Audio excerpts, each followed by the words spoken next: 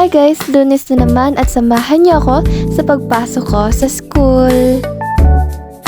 Tuwing may pasok nga din po pala sa school ay gumigising ako ng 4:40. Pagbaba ko ay luto na din ang aming kakainin dahil mas maagang nagigising si Papa dahil siya ang nag-iintindi ng aming almusal. Bago din nga po pala ako bumaba ay ginising ko na din si Kuya kasi ako lang nag-a-alarm tapos ginigising ko na lang siya.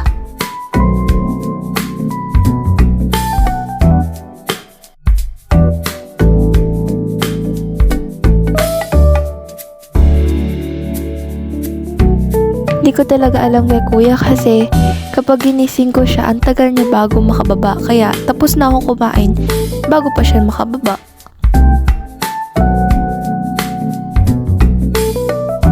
This year nga din po pala ay si Kuya na nag-iintindi ng baon naming lunch. Kasi dati last year ay ako na nag-iintindi, tapos ngayon palit na ulit kami. Nakakatamad talagang pumapasok ngayon kasi sobrang lamig ng tubig na panligo. Ako pa naman hindi na ako nag-iinit ng tubig. Kasi sabi ni Mama baka mas madali daw kami magkasakit kapag nag-iinit pa kami. Madali ang ligo na din nga po pala yun kasi sobrang lamig talaga ng tubig. Pagkataas ko din nga po pala ay naginti na din ako ng sarili ko.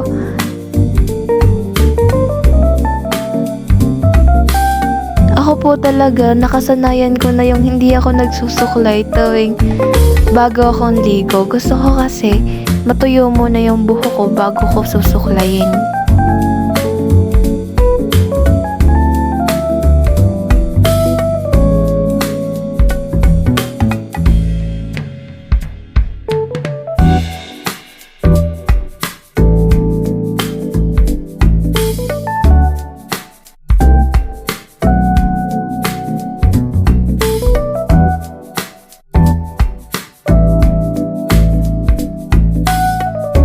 Pagkatapos ko din nga po pala dito sa taas, ay bumaba na din ako para intindihin ang aking mga baon.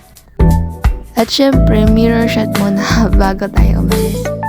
Kasabay nga din po pala namin si Mama niyan kasi siya ay papasok din sa trabaho at sasabay na lang siya sa service. Papunta pala nga po pala sa school ay diklom na tapos umaambon-ambon pa. Kapag ganyan talaga po ang panahon, nakakatamad talaga pong pumasok. Pero mahirap din naman po talagang maiwanan ng gawain. Kaya, nagsisipag na lang. Pagkadating ko nga din po pala sa school ay hindi na po ulit ako nakalabas kasi naambo na. Kaya, yung baon ko na pang recess, kinain ko na din. Tapos, sinabi sa akin ng best friend ko na may test daw pala kami first period. Nagulat nga po ako kasi hindi ko nabasa yung chat ni Mama sa GC. Kaya yun, nag-review na din kami. At dahil nga kanina pang diklom at sobrang lakas ng hangin, kaya nasuspend ang aming klase ng 1 PM. Grabe nga yung sigawan ng bawat mga classroom nung nalaman na suspended na yung klase. Nung time nga po palang ito ay umuulan-ulan na, kaya nakisukob na lang ako. Paglabas din nga po pala namin ng campus ay naghintay pa kami ng service namin kasi mukhang hindi updated siya sa class suspension. Maya-maya din naman ay dumating na din ang aming service at umalis na din kami kasi kompleto na din naman kami naghihintay.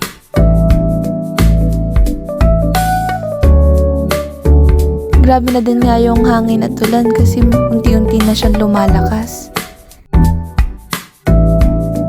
Pagdating ko naman po sa bahay ay hindi naman po masyado nang umuulan. Umaambon-ambon na lang.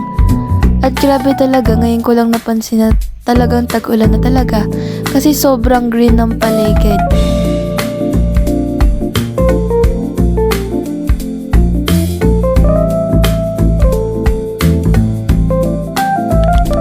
At yun lang. Thank you for watching. Bye-bye!